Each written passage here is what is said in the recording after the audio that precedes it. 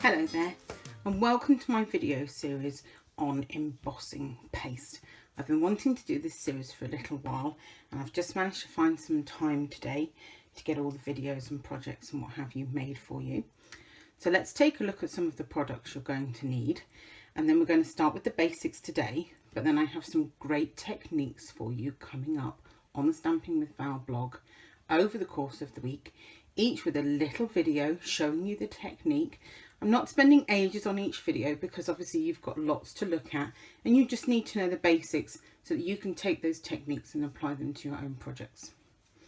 So let's look at some of the things that you're going to need. Obviously you're going to need some embossing paste. I'm using Stampin' Up! Embossing paste. I have a lovely brand new tub to use with you guys this week. It comes all nicely sealed with this foil seal on it, which I'd forgotten about. Let's try and get that off. Okay, and then in there you can find the embossing paste. It's got kind of a soft, I always think it reminds me a little bit of buttercream for cakes. Okay, and there it is in there.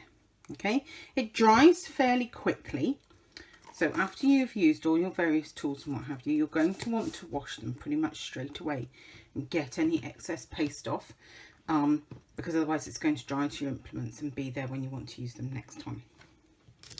The next thing I've got is some palette knives. These are from Stampin' Up! You get all 3 different ones in the pack. Which you use, I found it's personal choice to be honest with you.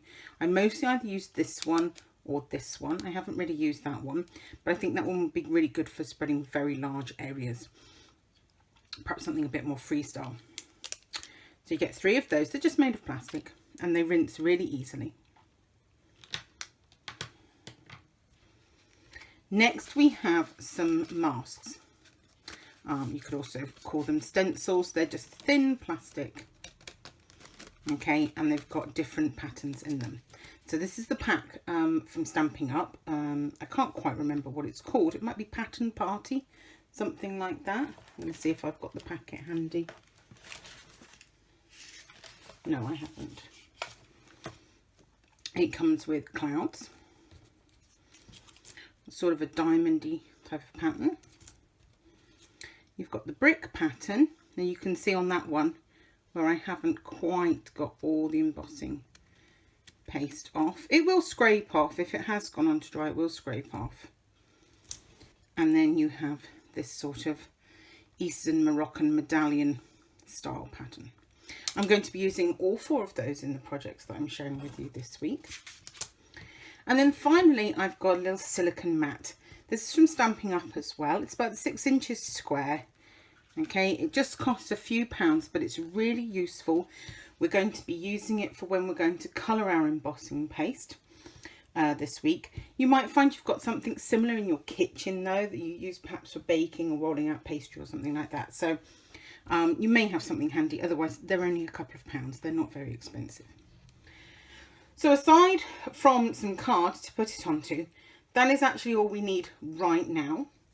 I'll use some other things as we go along this week. Noticeably some re-inkers so that we can colour our embossing paste. We're also going to be looking at using glitter with the embossing paste. Preparing your own looking at making your own stencils, things like that. So lots of techniques coming up for you. I'm just going to cover the basic one for you for today.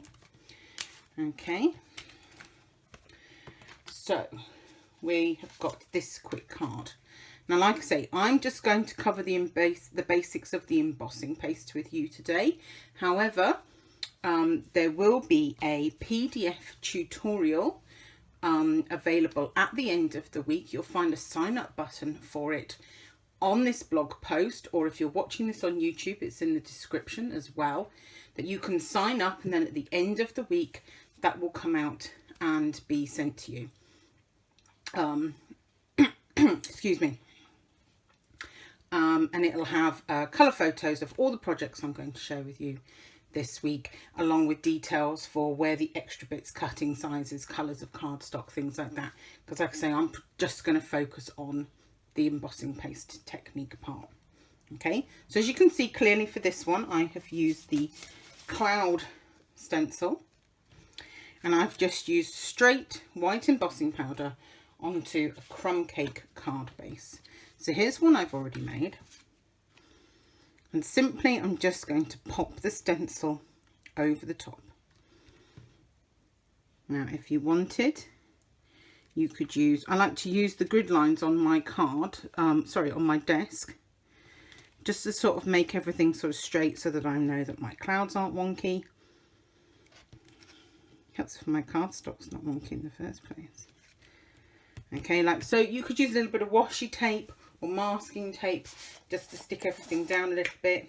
I'm not going to worry about it too much for this one, but I might for some of the other techniques got coming up this week. You don't actually need very much embossing paste. A little goes a very long way. So for this one, I'm just going to take a little bit from the pot. I'm using this sort of long, thin spreader because I'm going to be doing quite a large area. Okay. And then literally we're just going to be moving it over. Now, if you wanted, you could cover the whole card base from corner to corner, edge to edge. I want something a little bit more random than that. So I'm not going to cover the whole thing. It's a little bit more paste needed. You can put any excess back in the pot if it's still white like this. If you've coloured it, then that might be a bit trickier. Now the other thing is that I find personally clouds aren't like flat. Okay, so for this one I'm leaving quite a rough texture. I'm going to have a bit on that cloud up there as well on them. Okay, because clouds aren't smooth, are they? Okay, so I'm leaving quite a rough texture, but if you wanted to smooth it off, you would drag this nicely right over the top. You could take all that excess off and scrape it back into the pot. Okay, but I want to sort of rough my clouds up a bit because clouds aren't smooth.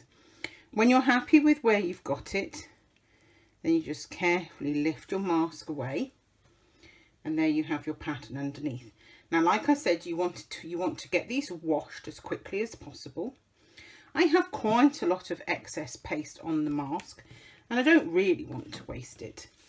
So if I pop my silicone mat on, I can use this, scrape as much of that off as I can, and I'm going to put it back into the pot. You want to try not to leave it. It's tempting to go like that on the edge of the pot, like you would the margarine or butter tub at home. Okay. I know because I do it too. But what you'll find is as more air gets into this pot, this is air drying obviously, it starts to dry out. So they are found in my old pot, and this is why I've started a new pot. Okay, this is my old pot. And can you see where I've scraped on all the edges? This has all gone hard up here. Okay, and it's gone hard up the sides as well. Because obviously the more you use it, less paste you've got in there, the more air you've got in there, and then the more likely it is to start drying out. So my other top tip, I'm going to go and find a piece at the moment, is I'm going to find a small piece of cling film. You might call that saran wrap, food wrap, depends where you live as to what name you give it.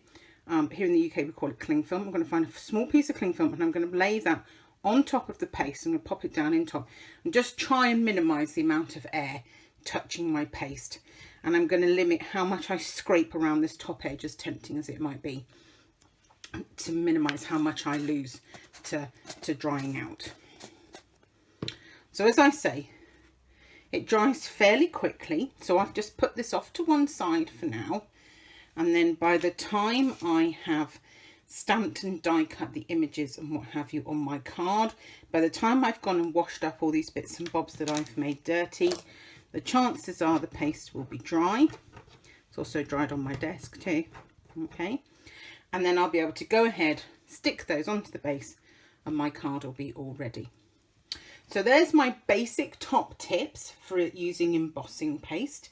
The tools you're going to need, a simple technique for just using it straight out of the jar, and a few storage tips so that your embossing paste doesn't dry out and your things don't get spoilt either.